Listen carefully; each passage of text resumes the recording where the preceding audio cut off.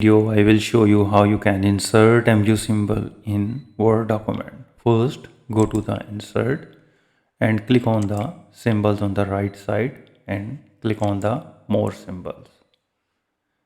And in the font section, select normal text, and in the subset select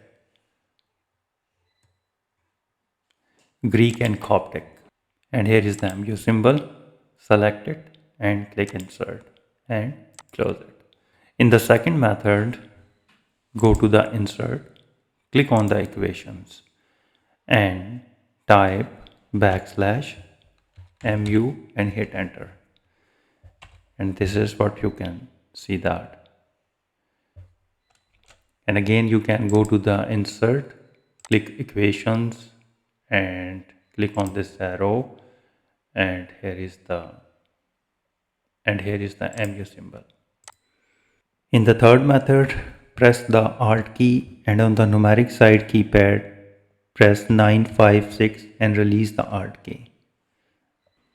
In the third method, type 03BC and press Alt X all together. And here you can see that MU symbol is inserted. So if you think this video is helpful, please support my channel. Thanks for watching.